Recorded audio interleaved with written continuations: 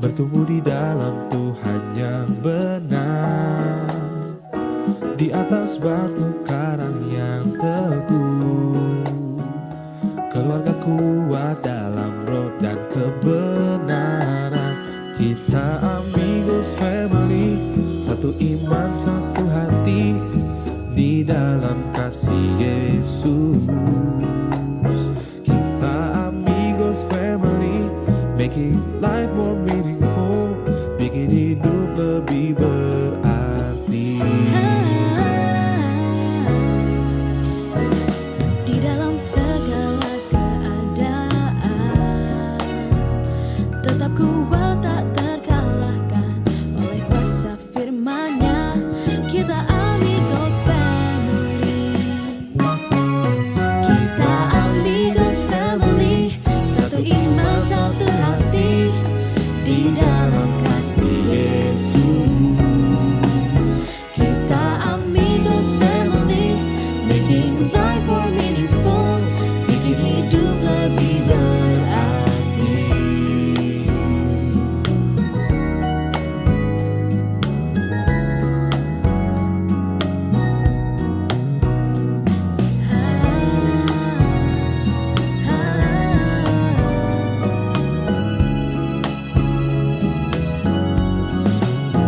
Kita Amigos Family, satu iman satu hati di dalam kasih Yesus.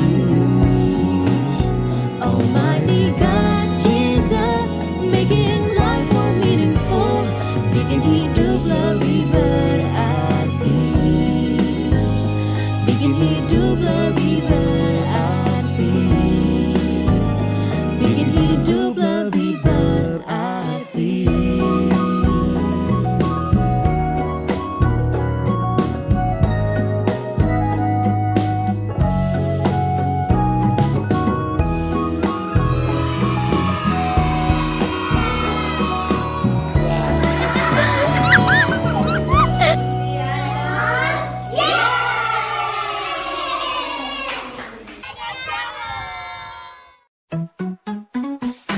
Sahabat, sesaat lagi kita ikuti Amigos Family, sebuah program edukasi spiritual yang diselenggarakan oleh Rumah Bina Karakter Kristianos. Amigos Family, making life more meaningful, bikin hidup lebih berarti. Di dalam Tuhan Yesus Kristus.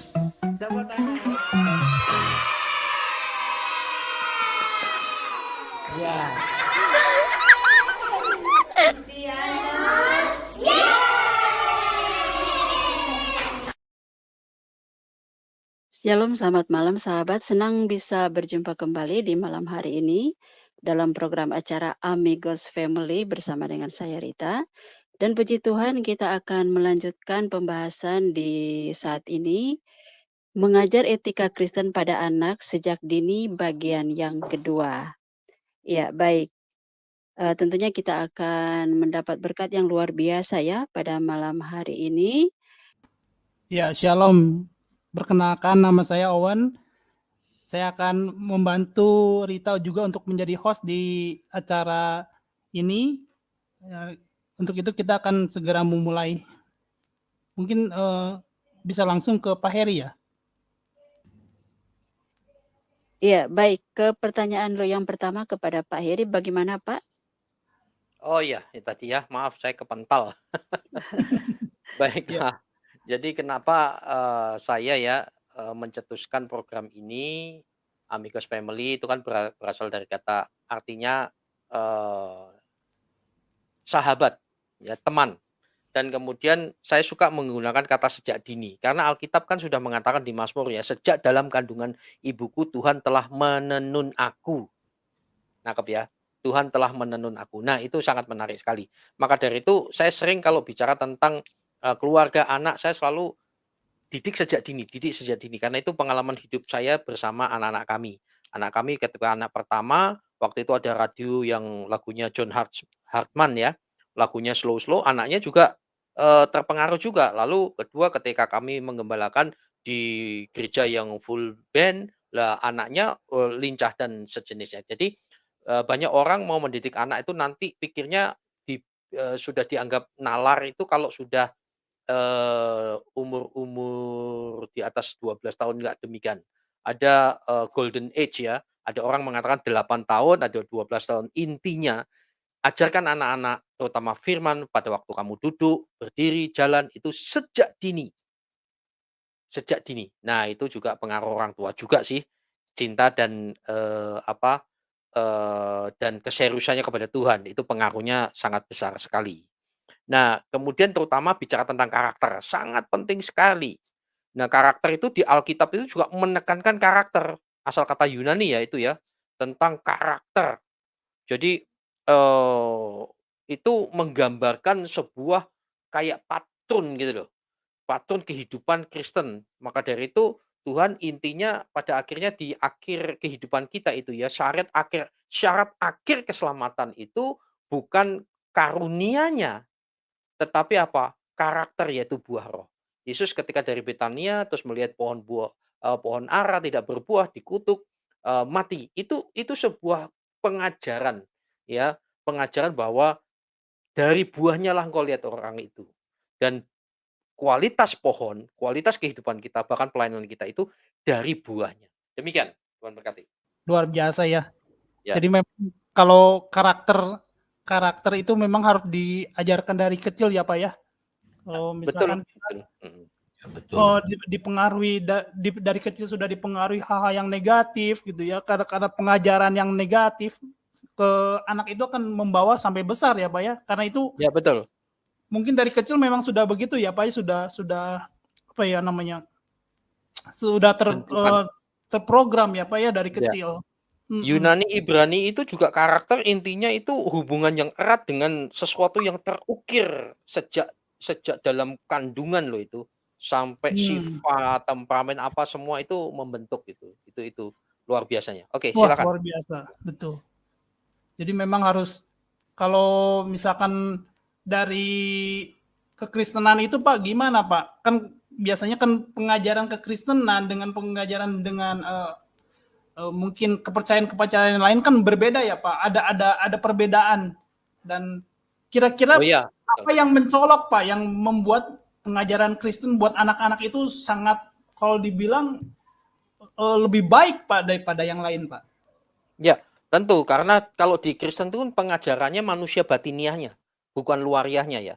Bukan pada syariat-syariat keagamawian yang tampak begitu ya, cara berpakaiannya dan seterusnya. Kalau hati kita benar, maka Anda walaupun tidak saya ajar pun ya perempuan atau laki-laki, cowok atau cewek itu tahu standar kelayakan pantas dan tidak pantas. Itu standar di Alkitab itu manusia batiniahnya yang dibangun.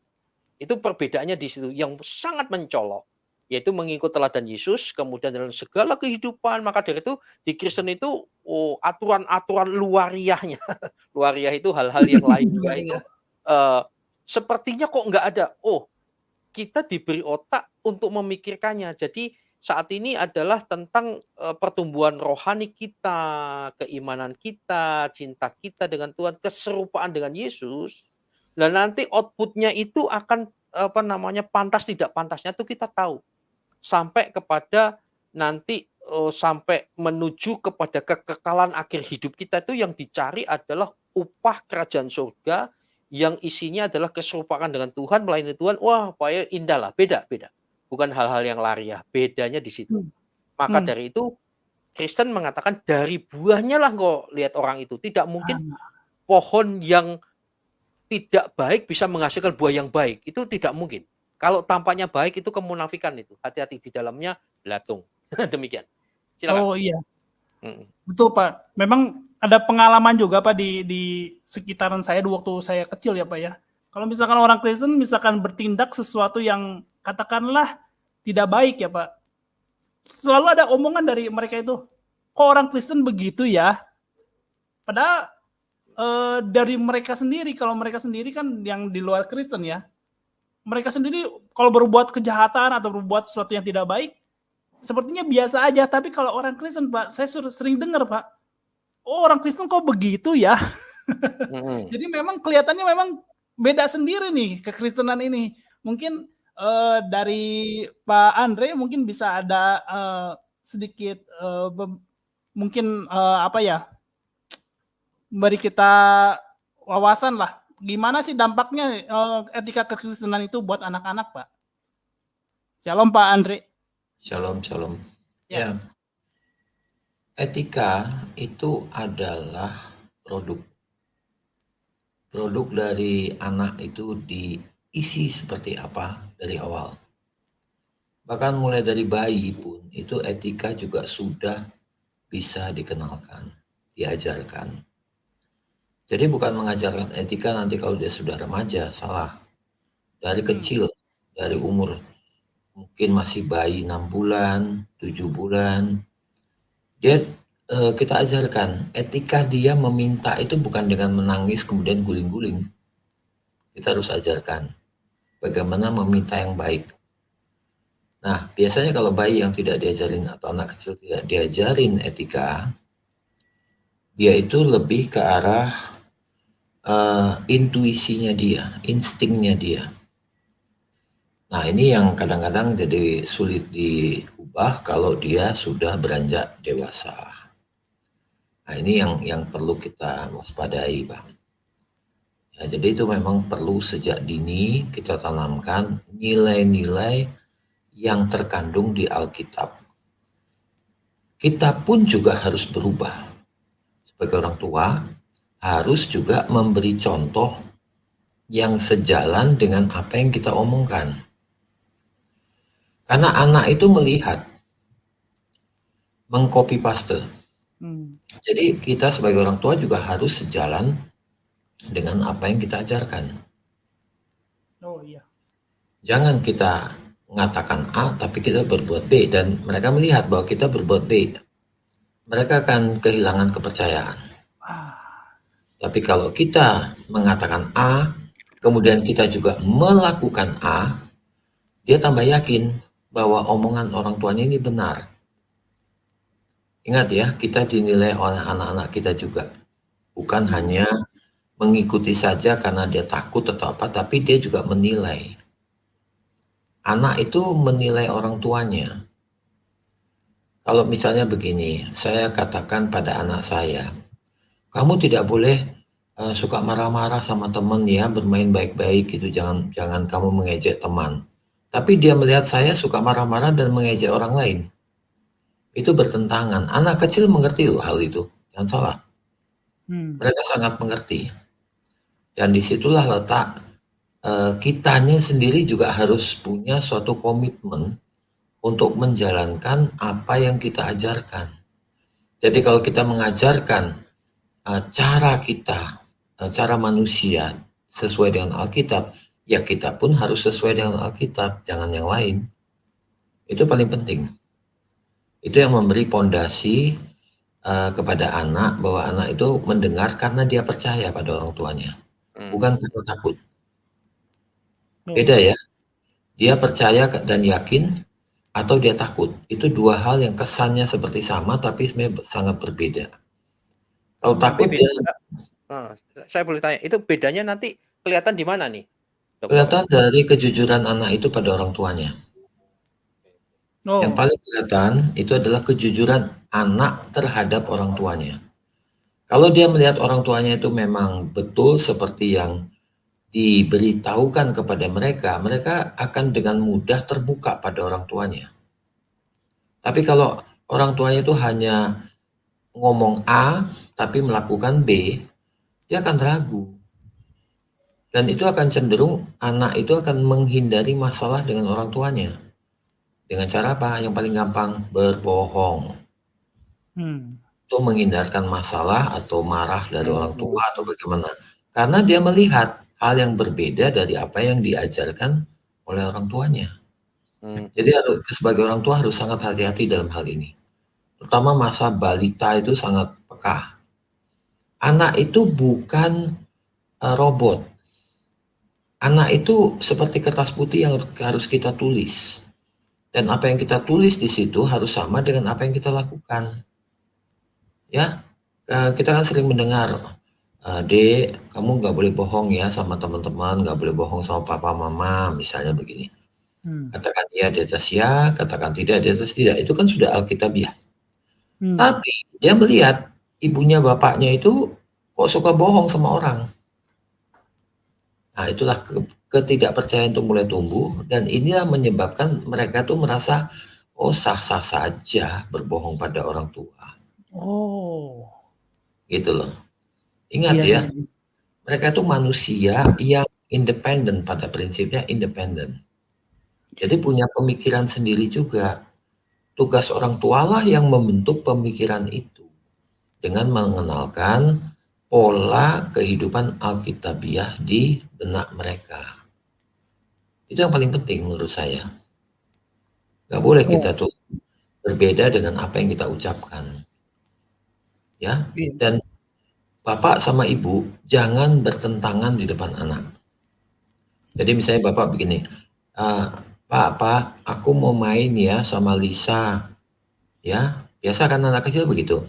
Iya. Aku mau main sama Lisa, boleh nggak? Bapaknya punya pertimbangan. Oh ya boleh ya, tapi 1 jam kembali ya, kamu harus tidur siang. Ya Pak. Terus tiba-tiba di depan ketemu ibunya. Ya, ditanya, kamu mau kemana? Aku mau ke rumah Lisa. Aku udah bilang sama papa. Terus ibunya langsung bilang, nggak boleh, masuk, udah mau tidur siang. Nah, itu nggak boleh begitu. Anak itu akan bingung. Yang saya ikuti yang mana. Jadi ibunya itu bukan langsung bilang nggak boleh, tapi mungkin konfirmasi pada papanya. Itu. Nah, belum komunikasi kali Pak ya. Ya, jadi dia itu, anak itu akan lebih percaya kepada keduanya. Karena dia melihat juga kesatuan dari orang tuanya, kesatuan pendapat. Kalau nggak berpendapat sama, misalnya ibu sama bapak, ada argumentasi, jangan berargumen di depan anak. Hindari itu. Di depan anak harus satu suara. Jangan berbeda-beda. Oke, sip. Siapa? Oke, ini kembali ke Ibu Mike ya. Ibu Mike, shalom. Shalom. Ya, ini Bu ada pertanyaan Bu. Bagaimana cara menyeimbangkan antara pengajaran firman Tuhan dengan penerapan praktis dalam kehidupan sehari-hari di rumah Bu? Iya. Mungkin bisa dijelaskan Ibu. Oke. Jadi kalau soal kita mau menerapkan firman Tuhan kepada anak-anak yang masih umur balita, tentu itu sangat cocok mereka lihat dari teladan orang tua. Maaf sebelumnya Bu, boleh maaf Bu Mike, boleh volumenya dinaikkan sedikit Bu? Iya. Oke, terima kasih. Ya, shalom. Ya, jelas Bu. Iya. Oke, jadi untuk menerapkan pengajaran firman Tuhan kepada anak-anak yang ya belum tahu baca, belum sekolah, itu tentu pengajaran firman Tuhan yang mereka lihat langsung dari perilaku orang tuanya. Tutur katanya, sapaannya kepada anak-anak ya. Nah, tentu dengan penerapan di dalam kehidupan mereka sehari-hari di rumah, biasanya ya itu seorang ibu yang kebanyakan ada di rumah ya. Jadi dalam menyampaikan kepada anak-anak yang bagi saya pun masih anak-anak umur 6 bulan, 1 tahun itu sudah sangat efektif untuk kita mengajarkan hal-hal tentang firman Tuhan kepada mereka. Bukan ketika mereka sudah tahu ngomong, tidak. Karena apa yang saya katakan itu terjadi karena apa ya, sebelum kami menikah kami sudah dimentori istilah pranikah dalam setahun ya, penerapan-penerapan dari orang yang bagi kami melihat bahwa ini sosok contoh yang baik untuk mengajar kami. Ya kami tinggal teruskan ketika kami punya anak, begitu.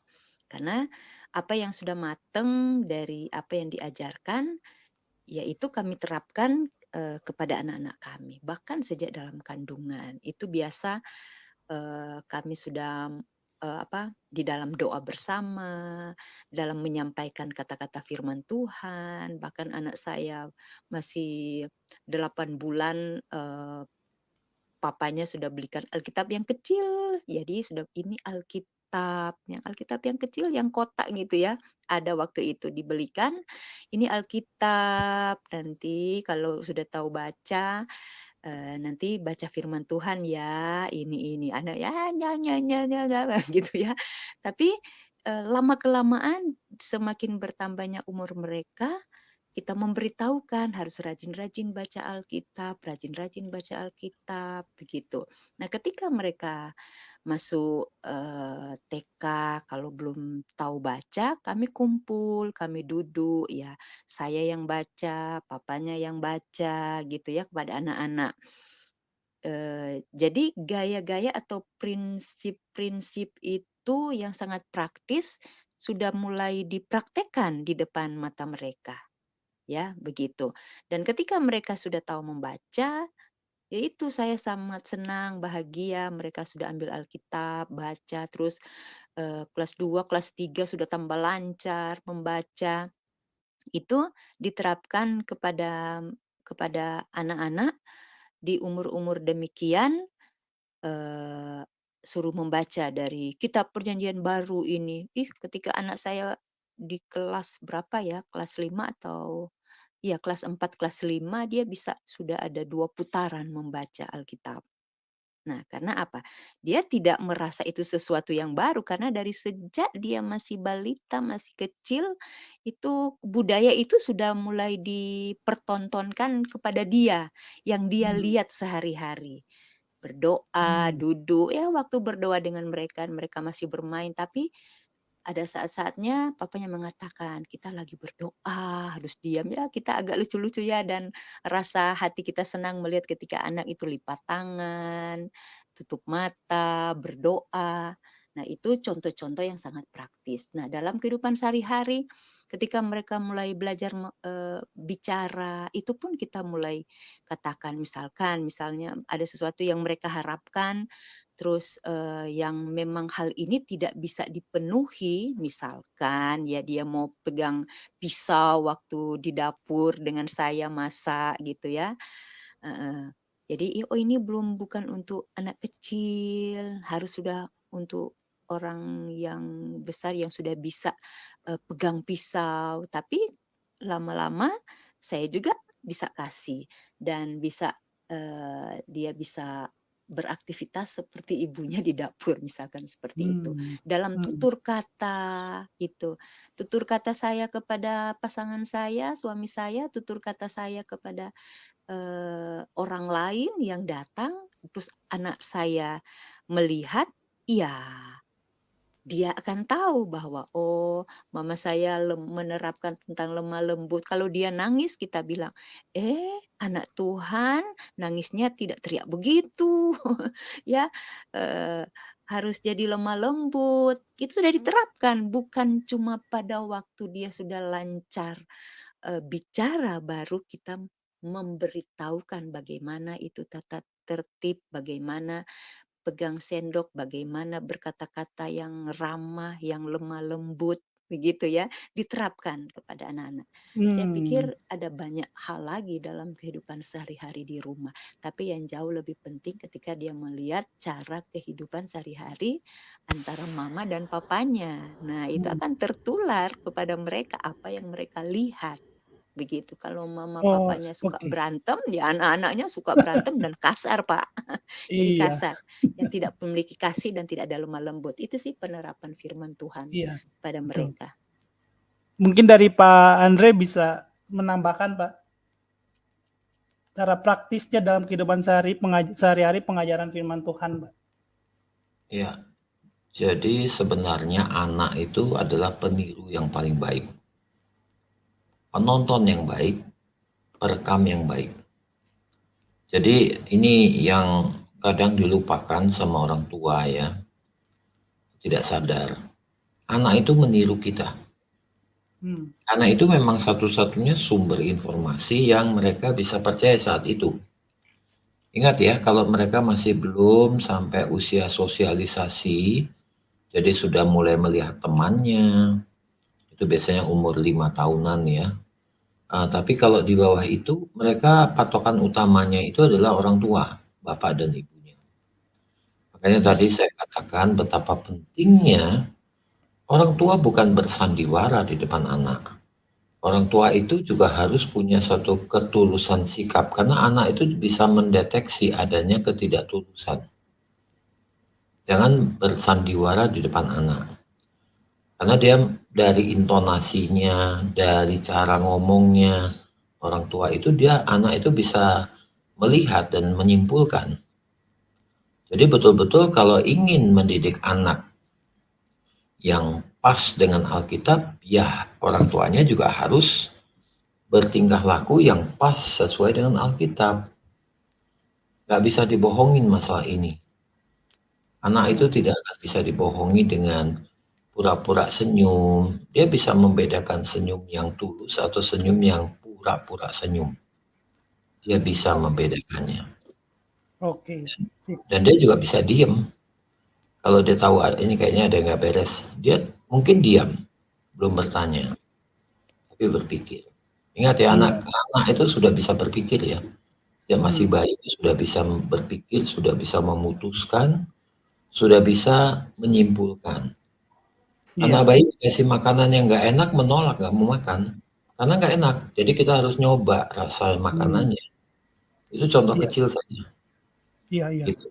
Nah, gini Pak, kalau andai kata tadi kan sudah kita memberi sebagai orang tua memberikan contoh yang baik sama anak sesuai dengan etika Kristen ya.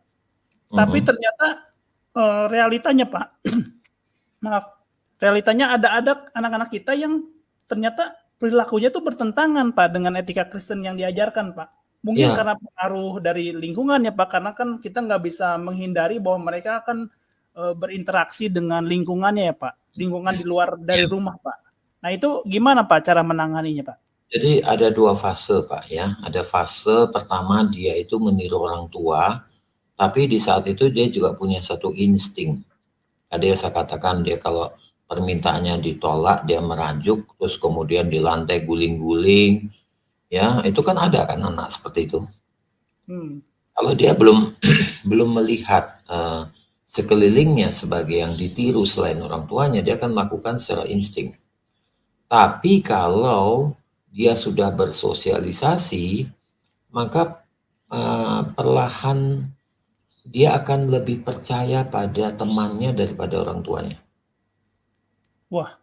Itu ada suatu fase di situ di dalam tumbuh kembang anak. Dia mulai melihat temannya, kemudian dia membandingkan.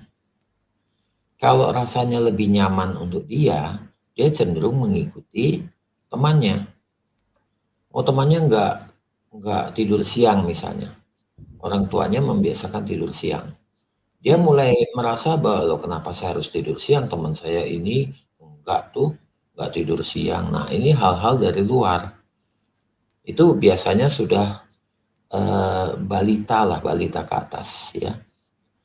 Jadi disinilah dasar yang pertama penting supaya dia selalu ingat. Nah berlaku secara Alkitab itu kan boleh dibilang sederhana sebenarnya kalau kita sudah paham mengenai Alkitab. Jadi kita mudah menjelaskan.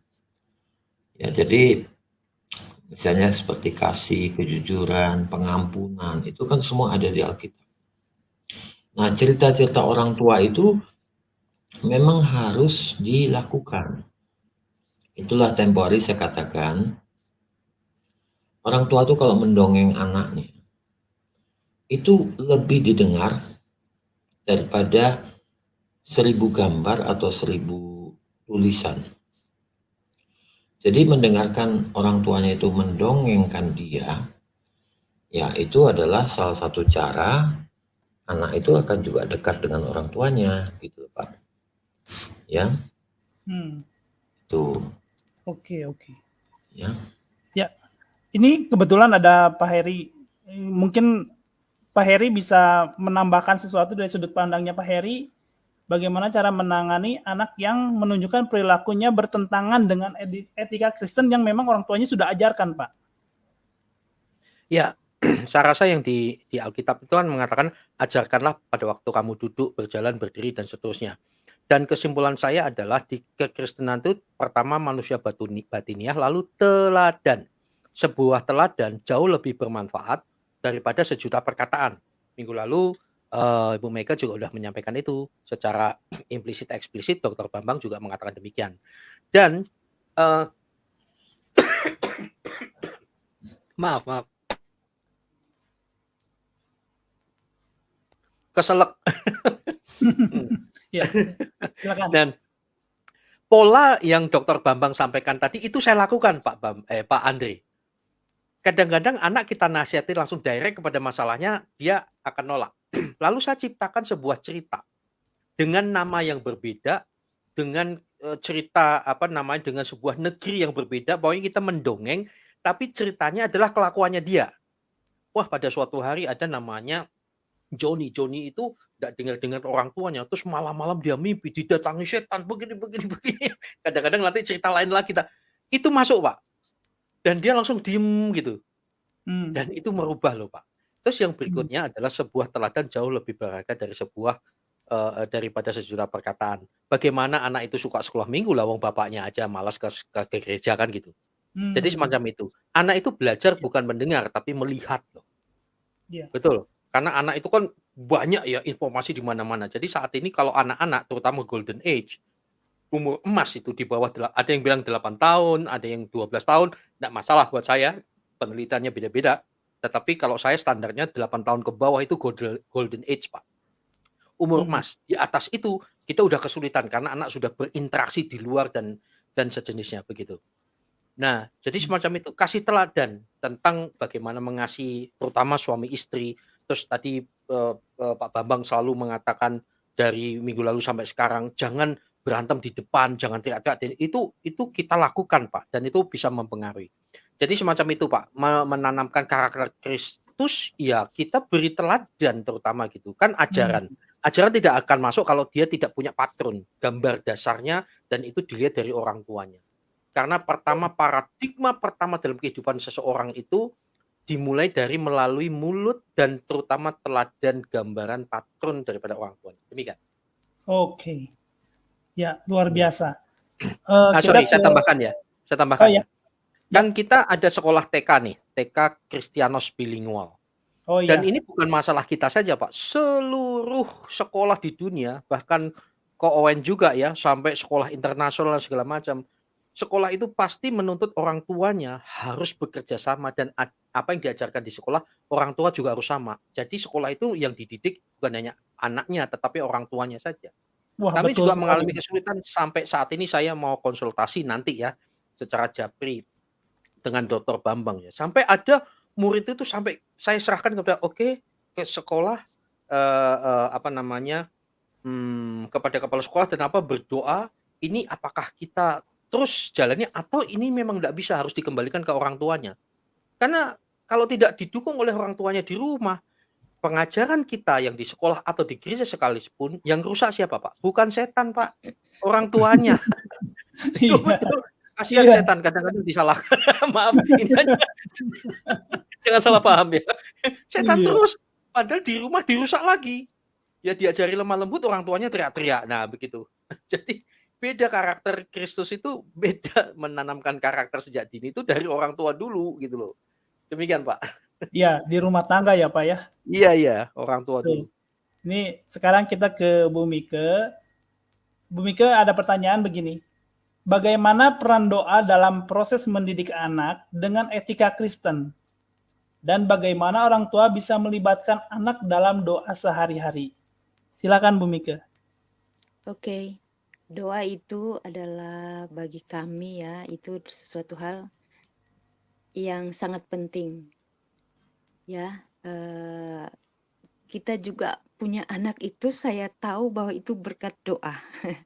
Ya, ketika kami menikah sudah umur 1 tahun lebih ya, setiap kali ketemu orang, kapan nih Bu, kapan nih Pak Heri gitu. Namanya orang kan kalau begitu menikah kan ya mungkin di 4 bulan, 5 bulan kemudian kan gitu sudah ada hasilnya gitu. Tapi ini sudah lewat 1 tahun, balik lagi baik kepada saudara, baik kepada teman gitu. Wah ini gini, macam-macam lah. gitu. Hmm. Nah, ketika kita minta didoakan, orang yang memberkati kami, Kak Pak Heri mengatakan, "Wah, ini harus tanggung jawab nih yang memberkati nih." Ya itu cuma lewat doa. Kami Iya. ditumpang tangan, ada orang-orang yang mendoakan.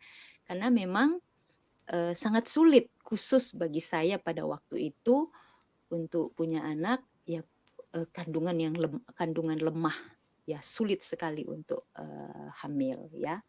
Dan kami bisa punya anak itu cuma karena berkat doa.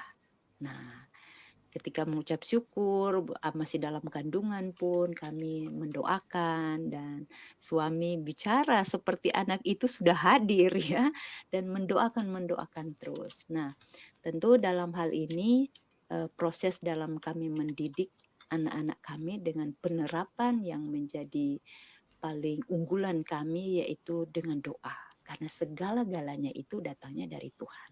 Nah, dalam menerapkan akan etika Kristen tentang kasih Kristus, tentang mengampuni, soal kejujuran, ya, untuk kita beritahu kepada anak-anak kita. Nah, bagaimana kita sebagai orang tua bisa melibatkan anak-anak kita dalam hal itu, apalagi dalam kehidupan doa sehari-hari. Ya, sekalipun masih pletot-pletot, kalau kami duduk makan ketika mereka masih kanak-kanak, untuk berdoa, ayo misalkan anak saya Tevilio berdoa gitu, mereka suka berdoa. Karena apa? Saya merasa sudah sejak dari kandungan. Karena kan mentor kami mengatakan bahwa anak itu kan ketika dia sudah bertumbuh, sudah ada telinga, ya dia pasti sudah bisa mendengar ketika dalam kandungan, ya. Oh Ketika iya. adik saya juga menyusun skripsi dengan skripsi tentang mendidik anak sejak dari kandungan, begitu. Jadi itu sangat efektif. Jadi jangan kita pikir, ah kamu masih kecil, kamu tahu apa? Wah, itu harus dihindari. Tidak boleh orang tua seperti itu. Iya. Anak ketika kita melibatkan mereka di dalam doa sehari-hari, kadang-kadang mereka minta apapun, selalu yang kami terapkan ya berdoa, minta sama Tuhan, selalu begitu. Ketika sudah tambah dewasa, "Mah, Pah, butuh ini," ya berdoa, karena segala-galanya itu dari Tuhan, begitu. Jadi penerapan-penerapan itu banyak hal yang bisa kita terapkan, bagaimana melibatkan anak dalam doa sehari-hari.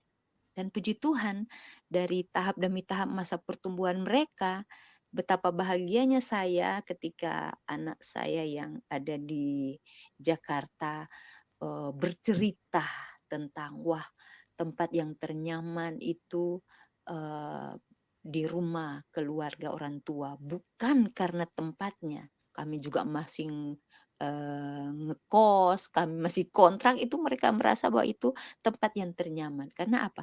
Ada kehidupan doa dalam kehidupan sehari-hari bersama dengan mereka, ya. Jadi para orang tua sangat penting sekali untuk mendidik mereka dengan menjadi dasar, yaitu doa sebagai tanda kita berharap dan kita bergantung penuh itu hanya kepada Tuhan. Jikalaupun ada sesuatu hal seperti contoh, anak saya ke toko dengan kami lihat-lihat ini, tiba-tiba dia lihat satu skuter ya, di zaman mereka anak-anak ya, waktu itu skuter.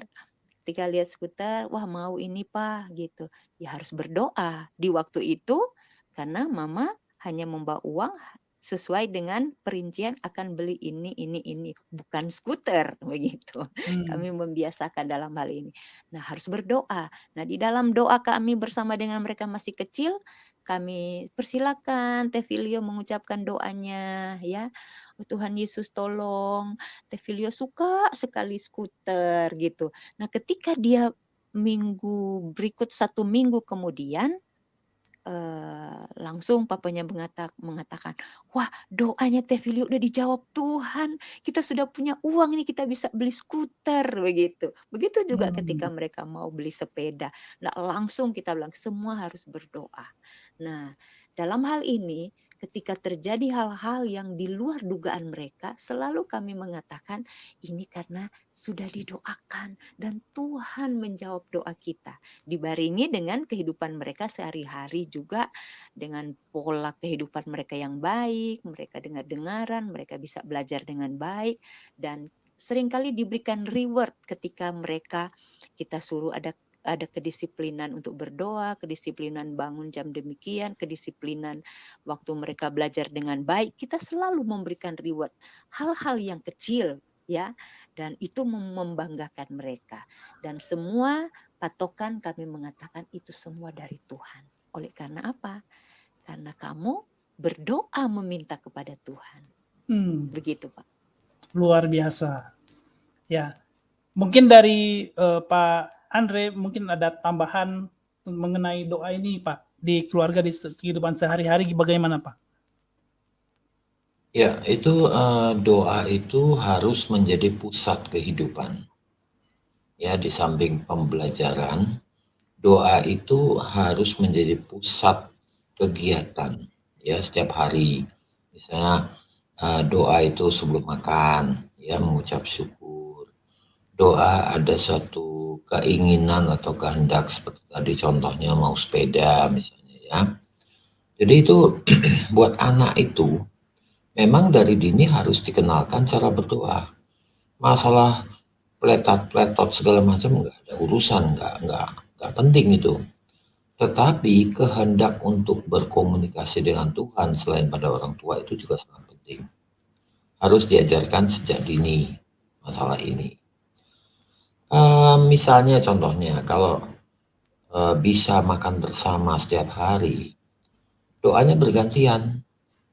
Anak-anak mendapat porsi yang sama dalam doa syukur waktu doa makan, misalnya begitu. Ada dua hal positif yang bisa diraih di sini. Yang pertama, anak itu melihat bahwa memang konsistensi orang tua. Jadi kalau misalnya orang tuanya berdoa tapi bapaknya sibuk pegang HP atau mamanya pegang HP, itu nggak ada gunanya mereka berdoa. Itu hanya seperti sandiwara, jangan dilakukan. Atau hal lain misalnya ada hal lain ya, misalnya si orang tuanya itu mengajarkan agar berkeliling berdoa. Tegaskan pada anak, doa itu bukan dihafalkan. Tapi kamu ucapkan syukur apa yang kamu rasakan, ucapkan syukur apa yang kamu lihat. Ya, jadi disitulah letak misalnya seperti doa kita mau makan, misalnya doa untuk mau makan. Itu lakukan seperti itu. Biarlah doa itu menjadi hal yang natural dalam kehidupan anak. Bukan doa yang dipaksakan dengan dengan suatu, kamu harus hafal doa ini, kamu harus hafal doa ini. Itu dia hanya akan merasa menghafal, membaca tanpa memahami makna doa itu. Tapi kalau anak itu berdoa dengan kata-katanya sendiri, itu akan berbekas dalam hati sanubarinya mereka. Dan di sini peran orang tua itu juga harus memuji kalau anak itu berdoa. Anak kecil ya, memuji. Kenapa? Itu anak itu sudah merasa punya keberadaannya itu diakui oleh orang tuanya. Ini sangat penting buat anak. Jadi dengan kata sederhananya, mereka merasa dihargai orang tuanya. Jadi jangan salah ya, orang tua itu juga harus bisa menunjukkan bahwa mereka menghargai anak. Sehingga anak itu akan senang melakukannya. Tidak merasa sia-sia. Sering orang tua itu seakan-akan doa anak itu ya biasa aja. Jangan. Tapi pujilah mereka bahwa mereka itu juga berdoa secara sungguh-sungguh.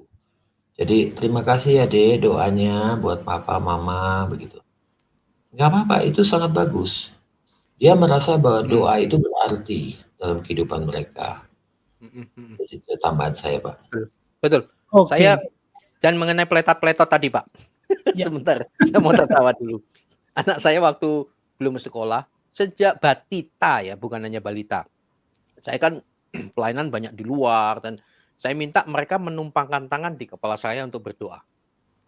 Namanya Anak-anak, Pak? anak, ya. Anak-anak numpang tangan ke kepala orang tua, Pak? Loh kan anak saya. Oh. Apa? Doa. Boleh aja. Iya, gitu. Kan anak saya tahu, gitu kan. Ayo doakan papa. Karena saya mau memberi contoh karena dia sering melihat di gereja saya menumpangkan tangan di jemaat dan pelayanan di mana itu kalau kami pergi ini dia. Saya rasa Dr. Bambang dan Pendeta Michael tahu ya. Jangan pernah bohong dengan anak waktu pamit meninggalkan mereka. Nangis, anak itu saya ngomong dan saya dan istri, papa mama mau pelayanan ya. Ditinggal nangis-nangis enggak? Papa mau pelayanan, kamu tinggal sama Kak Rita. Gitu. Jadi kita kasih tahu, nggak pernah, aduh papa mau pu. Setelah itu masak pu sampai malam hari nggak muncul-muncul. Itu bohong loh. Ada yang begitu kan? Kita enggak, kita tunjukkan. Itu bagian daripada pembentukan karakter loh. Karena sebuah contoh. Nah, kami selalu tunjukkan, dada-dada, walaupun mereka nangis-nangis, enggak, papa, pada akhirnya ketika kami ngomong, papa pelayanan, oh baik, lalu doakan, saya minta tumpang tangan. Tahu nggak, pertama kali mereka tak ajar tumpang tangan, doanya apa? Ya, pegang kepala saya, Tuhan berkatilah makanan Filio hari ini, amin. Ini serius, saya langsung, amin. Kenapa? Tuhan tahu maksudnya. Dan selalu pada akhirnya tertata dengan sendiri. Tuhan berkati, aduh peletot-peletot tapi lucu Tuhan. Papa mau pelayanan diberkati, haleluya, amin. Cuma gitu. Sampai saling mendoakan. Dan kami mendoakan anak-anak itu sejak dalam kandungan. Karena saya pegang percaya firman yang mengatakan Tuhan menenun aku sejak dalam kandungan. Demikian. Oke, terima kasih. Sebelumnya kita akan break dulu ya. Baik, sahabat Amigos Family, kita akan break sejenak. Kita akan ikuti theme song program kita.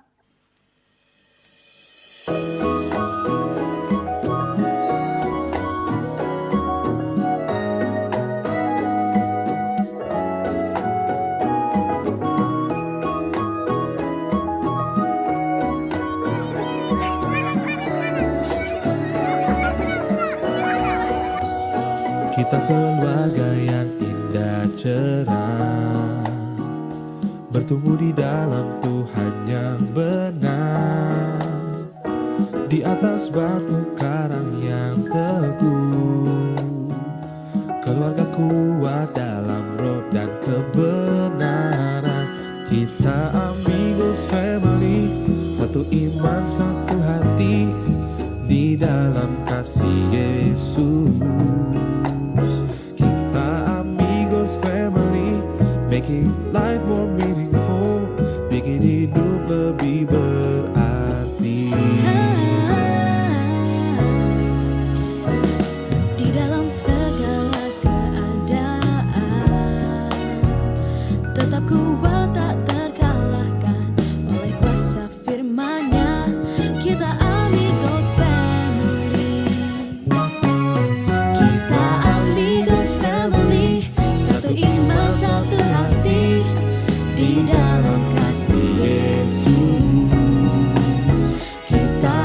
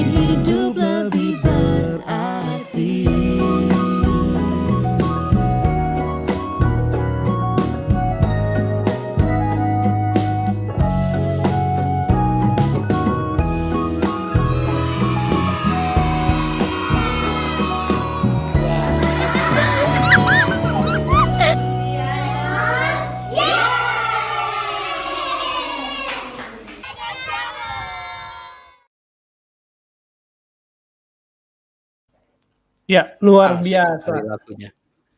Oke. Keren. Ini kebetulan ada ini.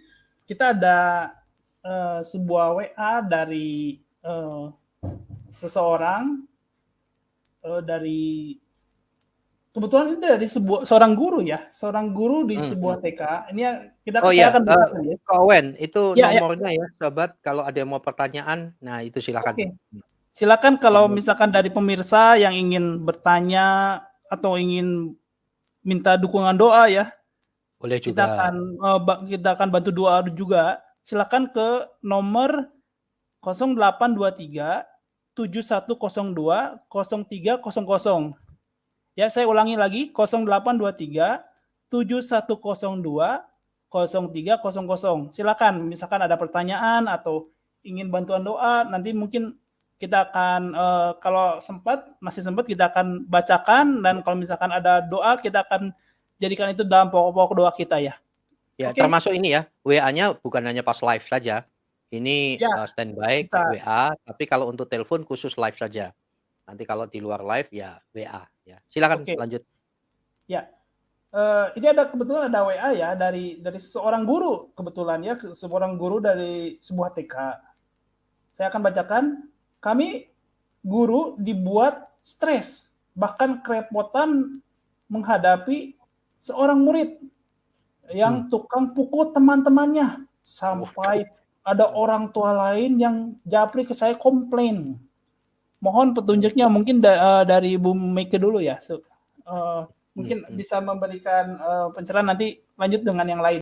Ya, jadi ada ini Bu, ada WA bahwa ada guru ya kerepotan katanya menghadapi ada murid yang tukang pukul, Bu. Iya. Jadi gimana ya? Preman. Iya, memang. Mungkin pengaruh nggak tahu pengaruh dari mana tuh. Iya. Jadi anak yang tukang pukul, suka ganggu, suka sobek pekerjaan temannya yang lain, itu memang suatu perhatian ekstra ekstra sekali untuk seorang guru, dan ini tentu adalah suatu kesulitan yang besar. Karena apa? Dia udah tercetak dari rumah, itu pasti jelas. Kalau udah tercetak dari rumah, karena biasa saya melihat anak-anak ya secara nyata, perilaku-perilaku mereka ya semua didapatkan dari rumah, ya. Tapi kebanyakan orang tua itu ndak sadar, ya. Ketika misalkan contoh, anaknya, "Mama mama mama," sampai 5 kali mamanya sibuk sendiri misalkan main HP. Dan ketika anaknya panggil dan, dia rasa terganggu dengan dia chatting dengan teman-temannya, "Kenapa? Kenapa Yeni?" misalkan. "Kenapa? Apa?" Nah gitu dengan kata-kata kasar kan. Harusnya kan pertama kali dia panggil mama, bilang aja iya, begitu kan? Apa sih susahnya untuk menjawab, betul kan? Nah, sampai pada akhirnya anak itu dengar perkataan yang kasar dari mamanya. Nah, sampai dia meminta sesuatu yang tidak bisa dipenuhi oleh mamanya, oleh karena dia lagi asik chatting dengan teman-temannya, udah anak itu memaksakan diri untuk meminta sesuatu, udah yang melayang tangannya, betul kan? Melayang tangannya kepada anaknya, dipukul anaknya. Nah, akhirnya lama-lama anak itu kepada kakaknya, kepada temannya, karena apa? Dia melihat dari mamanya, begitu pukul.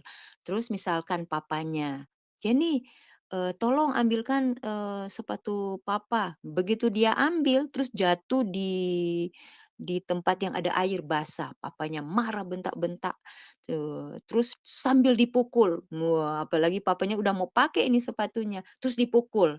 Orang tua kayaknya mau mendidik, memperingatkan, tapi tangannya begitu cepat melayang. Karena apa ya, memang dasar dari orang tuanya juga karakter yang tidak terdidik ya. Akhirnya terbawa sampai dampaknya kepada anak. Seperti itu.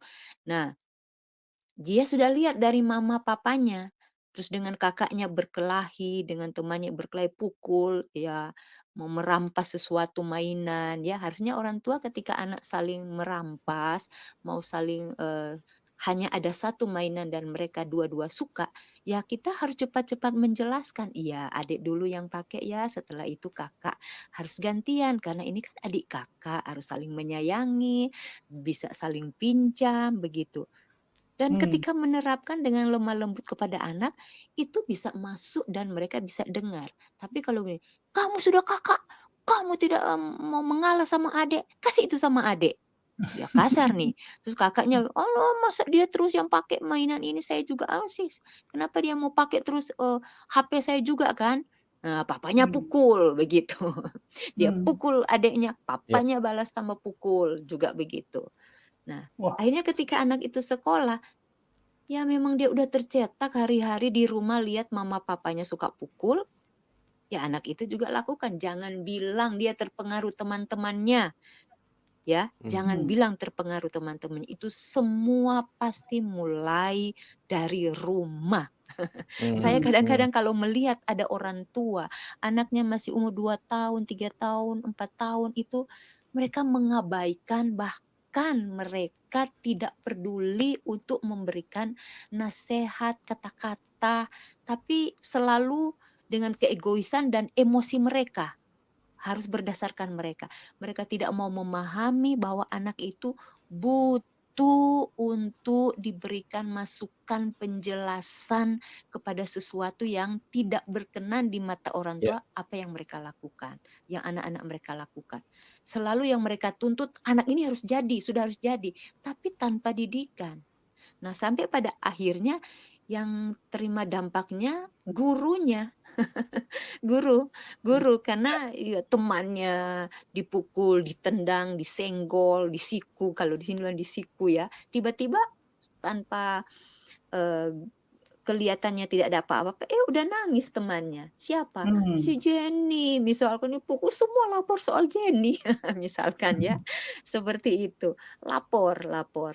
Begitu. Jadi anak itu sudah terpola di rumah tukang pukul. Di sekolah juga dia jadi tukang pukul. Nah, bagi guru ya dia harus banyak hal, hikmat, belajar, cari tahu, bahkan sampai kepada psikolog sekalipun itu harus cari tahu untuk bagaimana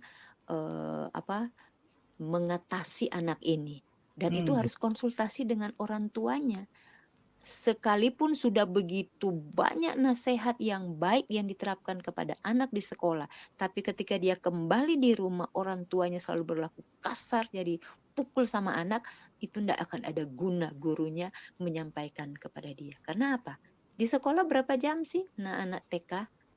Terus di rumah berapa jam sih? Nah, itu yang sampai saya bisa merasa kasihan kepada guru yang demikian.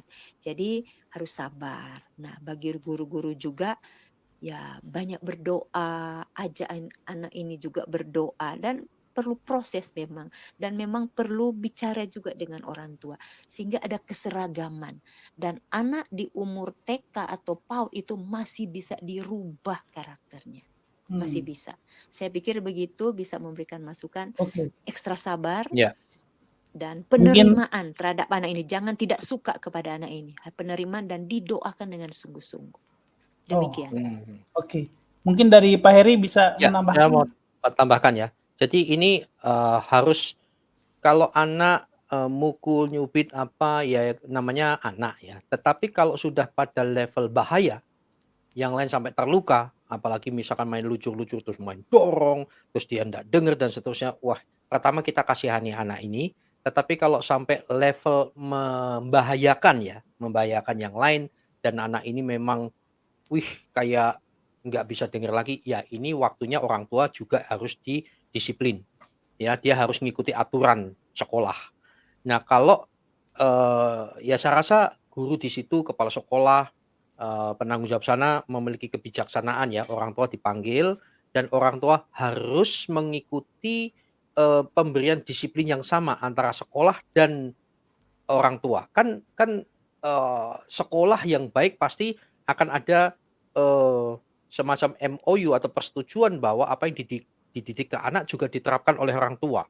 Jadi kalau anak terutama yang PAUD, pendidikan anak usia dini itu TK ke bawah itu banyak orang tua yang mendidik tidak tepat. Nah, yang tidak tepat ini mereka harus ngikut. Karena di sekolah itu kan mereka belajar mendidik anak secara baik teknis, apalagi sekolah ini mengajar dengan hati terutama ya, yang demikian ini. Maka orang tua harus mengikuti. Kalau tidak, dan terutama kalau orang tuanya tidak peduli kepada anak ini, wah itu seperti menggarami lautan. Ada satu titik di mana anak itu harus dikembalikan ke orang tuanya. Kenapa? Sia-sia sekolah di situ, sekalipun sekolahmu bayar mahal. Saya berharap sekolah-sekolah yang bayar mahal itu bukan sekedar bisnisnya. Silahkan ada bisnis, saya tidak mengkritik di situ karena Anda perlu operasional yang sangat besar. Terutama yang level-level sekolah internasional gitu. Tetapi kalau sampai titik ini, harus berani menjaga kualitas sekolah juga dan disiplin untuk orang tuanya. Kembalikan ke sana. Ya, karena orang tuanya ternyata tidak bisa berkolaborasi, Pak. Ada orang tua yang begitu anaknya dilepas di sekolah, sudah dia kayak bebas. Lalu si mamanya keluyuran ke sana kemari. Nah, gini nggak bisa. Jangan titipkan ke saya. Kau hanya mau cari kebebasan dirimu. Nah, ini nggak bisa. Karena sekolah itu bukan sekedar tempat penitipan anak. Beda sekali ya. Ada orang yang titip anaknya ke sekolah karena memang dia sibuk. Tetapi ada orang tua yang sudah tidak bertobat, tukang keluyuran ke sana kemari, hanya melepaskan anak di sekolah. Lah anak itulah troublemaker, Pak. Biasanya sampai latar belakangnya itu, waduh kasihan. Dan anak ini korban. Apakah Pak Heri tidak mengasihi anak? Sangat mengasihi. Tetapi ingat loh, yang keurus kan bukan cuma satu. Kecuali memang ini anak berkebutuhan khusus, lalu sekolahnya punya kemampuan, ada satu orang yang tangani dia. Itu lain, Pak. Oke ya, lain. Tapi orang tuanya juga harus dididik. Kalau tidak, waduh nggak ada gunanya. Walaupun Anda bisa membayar satu orang itu di atas UMP untuk nangani satu orang ini anak. Tetapi kalau dari sekolah yang baru mulai atau apa, waduh ini jangan sampai habis energi untuk hal yang tidak produktif dan tidak efektif. Jadi ada titik ketegasan, ya titik ketegasan karena apa? Orang tuanya tidak mau mendidik, tidak bisa bahwa TPA di sekolah itu bukan tempat pembuangan anak. Bukan ya, tapi tempat penitipan anak atau taman penitipan anak di mana Anda tahu cara didik anak secara akademis, secara teknis dan secara spiritual, apalagi sekolah kita ya, guru-gurunya mengajar dengan hati. Nah, ini harus kerjasama, kalau enggak, waduh setan tertawa, Pak, walaupun ditengking-tengking. Demikian. Iya, Pak. Karena banyaknya begitu, Pak, orang tua tuh berpikir, udah disekolahkan, harapannya tuh anak itu langsung jadi bisa baik walaupun di rumah itu. Ya. Dan itu pergumulan semua sekolah, Pak. Pergumulan semua sekolah selalu ada kasus begitu di seluruh dunia. Iya. Ya, silakan. Oke. Kita akan lanjut ke Pak Andre ya. Kita ini terutama buat saya dan buat mungkin pemirsa yang mungkin baru mengerti ya tentang ini ya. Bagaimana sih kita memulai etika kekristenan? Kalau ya istilahnya kalau kita kan apalagi yang misalkan anaknya sudah keburu sudah besar ya Pak ya. Atau yang kebetulan baru anaknya baru punya masih kecil nih, masih bayi gitu ya. Nah, gimana nih Pak tips-tipsnya gimana sih supaya kita bisa mengajarkan etika kekristenan itu? Karena itu sepertinya nggak gampang ya Pak ya. Apalagi yang mungkin yang pengetahuan kekristenannya itu minim sekali Pak. Silakan Pak Andre. Disinilah tadi yang saya katakan sebelumnya, pentingnya orang tua itu memang memahami Alkitab. Jadi dia bisa mengambil intisari Alkitab itu untuk diterapkan dalam kehidupan sehari-hari. Ya, tadi contohnya seperti anak bermasalah, memang ada. Tapi anak bermasalah itu adalah korban. Dan biasanya kalau anak balita itu korban orang tuanya.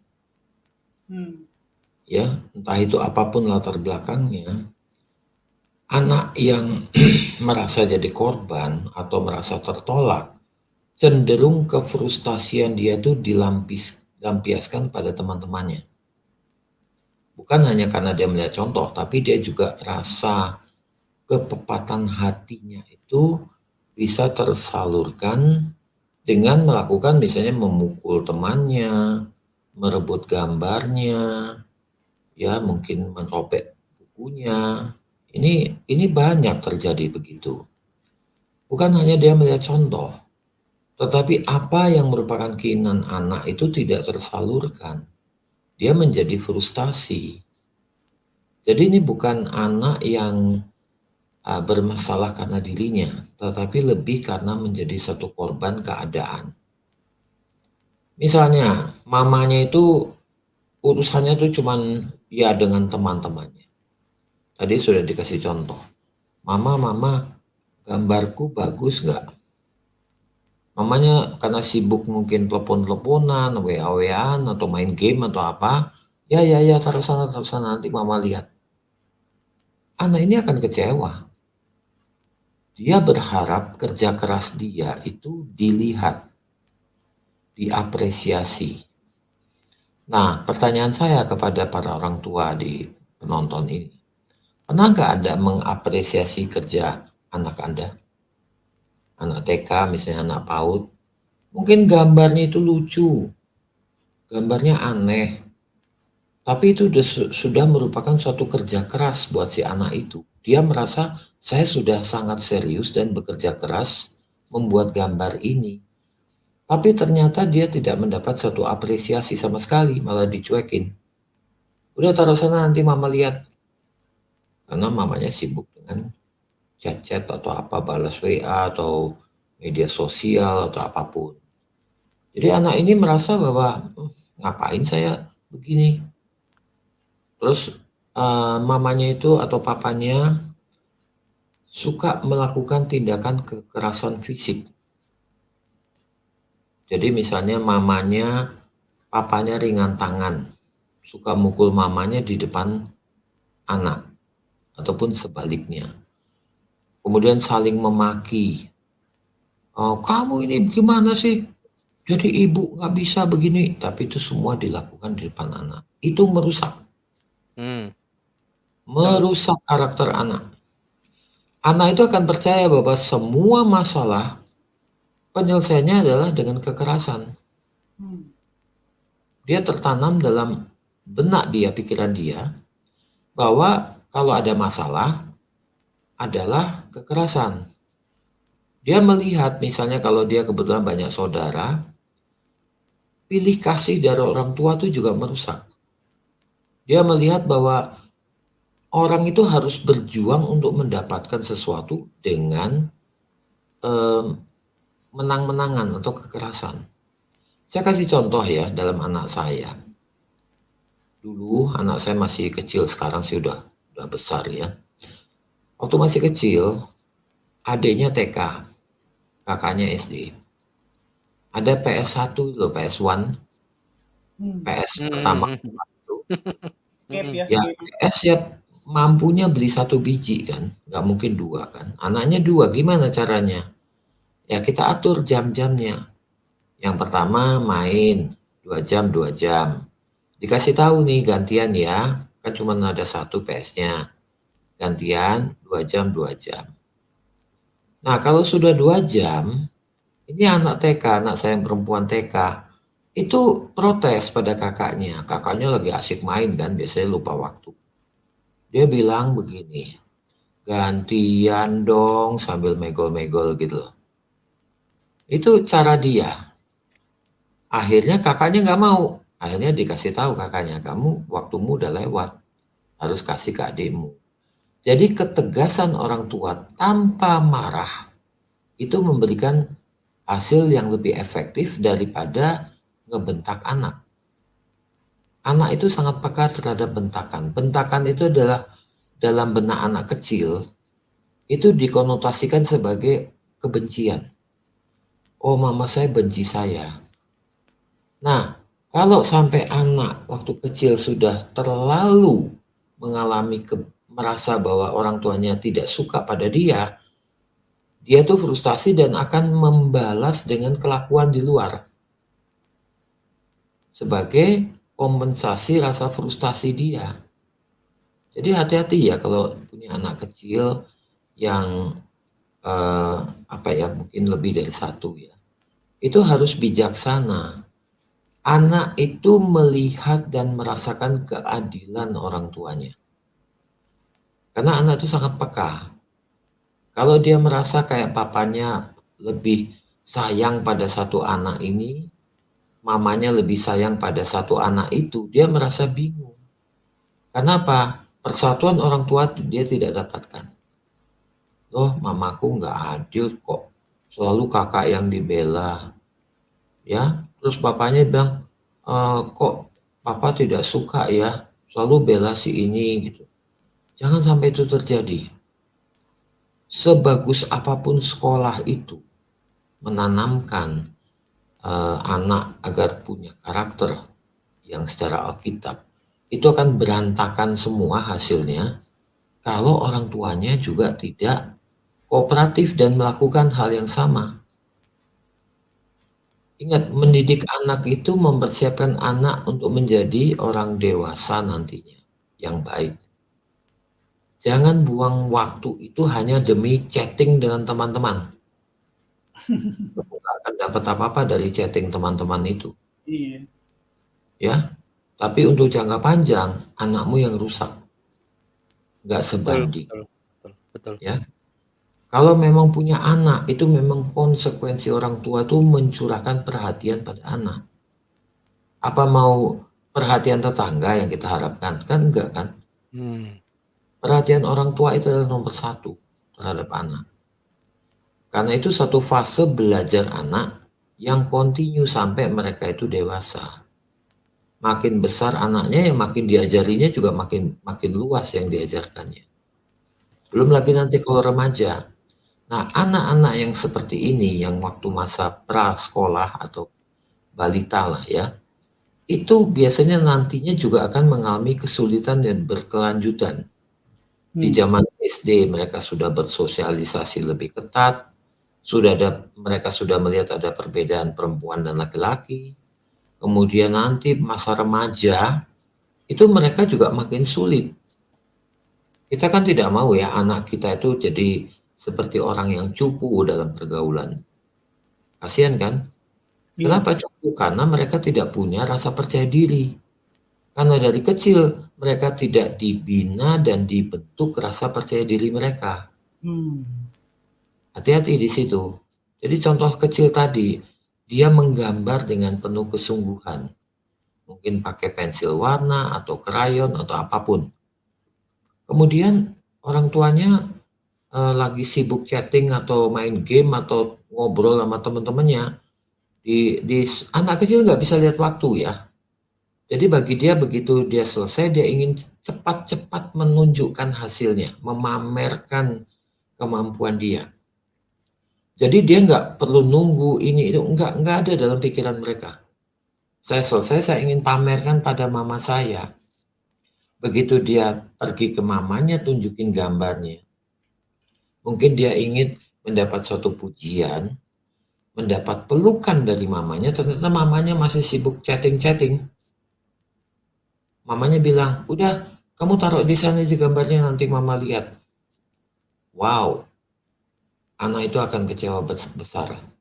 Kalau itu berulang, dia nanti malah nggak mau gambar. Karena dia berpikir, untuk apa saya menggambar? Gitu. Jadi orang itu emosinya, anak itu emosinya tidak tersalurkan.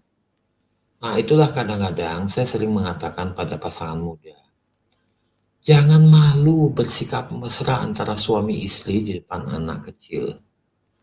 Jangan malu. Itulah menanamkan kehangatan rumah tangga. Nanti rumah tangga mereka akan begitu.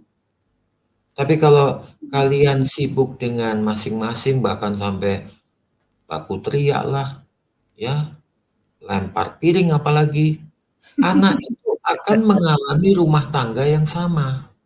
Piring terbang. Ada piring terbang dari kamar, dari dapur ke ruang makan. Ini anak ini akan menganggap bahwa hal itu normal dalam kehidupan suami istri. Dan mereka akan merasa kalau ada kejadian itu bukan hal yang aneh. Karena mereka sudah sering melihat. Ingat tadi saya katakan, anak itu adalah peniru terhebat. Dia peniru terhebat. Jadi sayangilah jiwa anak kalian dengan suatu pengajaran yang benar dan baik. Dan pengajaran yang benar yang baik yang paling tepat adalah teladan, suatu contoh. Contoh bahwa beginilah cara yang paling benar.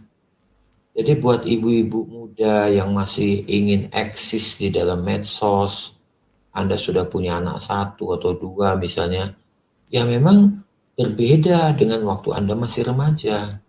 Harus sadar diri juga, kondisinya sudah berbeda. Begitu juga dengan bapak-bapak. Terus Anda sudah punya anak itu bertanya, misalnya Anda punya motor, biasa kan kalau bapak-bapak punya motor tuh motornya dilap sampai lalat saja terpleset di situ. Terus datang anaknya yang mungkin masih 4 tahun. Apa lagi ngapain sih? Aku mau bantu. Dia mungkin ngambil apapun dipikir baik dan dia ikut ngelap-ngelap. Padahal mungkin malah jadi kotor karena lapnya yang dipakai adalah kotor. Bapaknya ngamuk, gak karu-karuan. Aduh, itu pengalaman saya, Pak. Waktu saya punya mobil baru, waktu itu ya, pertama kali. Belum 1 minggu dia mau nyuci, terus saya kan di dalam lagi balas email. Kenapa mereka tertawa? Oh nyuci ya, oke silakan. Bolak-balik tertawa-tawa, ambil ember. Yang dicuci bukan di luar Pak, di dalamnya diguyur air. Ini bukan cerita karang, memang benar waktu itu mereka di TK, kakaknya lalu adiknya belum sekolah. Ketawa-ketawa. Saya datang langsung, oh Tuhan, karpetnya basah semua, belum tak kasih yang karet itu kan. Saya mengatakan, oke, terima kasih ya, sudah membasahi di dalam. Oke, sekarang sudah cukup, Papa mau keringkan. Jadi saya tidak marah kesalahannya mereka, tapi motivasinya mereka. Itu yang kita, walaupun saya, aduh. Silakan Saudara. Orang tua itu memang harus peka. Ya, kita berhadapan dengan anak yang belum tahu banyak. Jadi kesalahan-kesalahan yang menurut kita orang dewasa itu konyol atau salahnya kok merugikan, jangan itu dianggap sebagai kerugian. Anak itu proses belajar. Dia melakukan itu misalnya mengguyur dalamnya mobil, karpetnya basah semua. Setelah diberitahu kan mereka jadi tahu, oh jangan diguyur. Coba kalau nggak diberitahu, ya kan nggak ngerti. Iya. Jadi inilah komunikasi antara orang tua itu penting. Yang kemarin-kemarin saya katakan berkomunikasi. Berkomunikasi bisa dengan verbal, bisa juga dengan misalnya contohnya begini ya. Dulu kadang-kadang saya membawa pekerjaan ke rumah, ada yang belum diselesaikan. Itu anak saya tuh saya pangku. Saya ngetik di laptop, anak saya pangku. Bentar ya, apalagi kerja ini, liatin aja dulu. Nah, kemudian dia kan mulai bosan nih. Nah, bosan kemudian dia turun, tapi saya kasih kertas sama pensil. Coba dia gambar gitu ya, gambar komputer, gambar apapun. Nah, beri dia kesibukan, saya bisa bekerja dengan tenang dalam satu ruangan sama. Jadi anak saya melihat saya dan saya melihat dia. Itu adalah satu cara pendekatan. Anak-anak yang akrab dengan orang tuanya, boleh dibilang rumah tangganya akan berhasil. Tapi kalau anak-anak yang ya istilahnya dia dianggap ya cuman manusia kecil, katakan dari orang tua, ya nggak dianggap begitu, dia akan melakukan kesalahan yang sama pada rumah tangga masing-masing nantinya. Capek jadi mertua yang mendamaikan anak yang sudah menikah. Jadi memang di awal sudah harus dipersiapkan semua hal. Harus merubah juga perilaku kalau kita sudah punya anak. Kita harus sadar posisi kita sudah menjadi bapak atau menjadi ibu. Tidak sama lagi dengan waktu kita masih remaja. Oke. Itu baik. Pak. Ya, siap. Wah, luar biasa penjelasan dari Pak Andre ini ya. Saya masih istilahnya masih penasaran sih, masih banyak yang masih ingin kita pertanyakan sama Pak Andre, sama Bu Mike, juga sama Dr. Heri juga. Tapi mungkin waktu juga yang harus memisahkan kita ya. Minggu depan kita akan melakukan pembicaraan yang sama pula dengan tema yang berbeda dengan narasumber yang sama. Sahabat semua, kita akan akhiri dulu acara ini. Kita akan kembali minggu depan.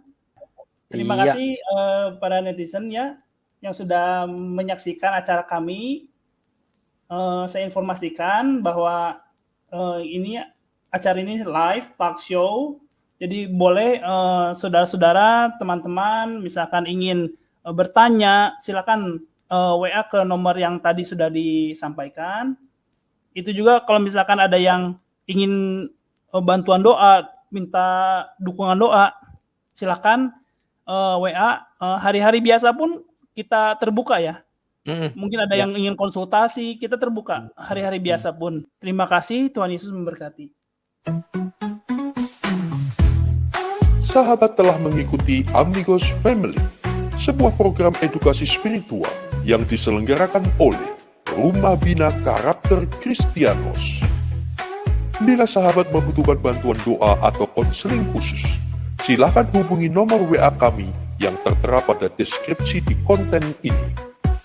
Amigos Family, making life more meaningful, bikin hidup lebih berarti.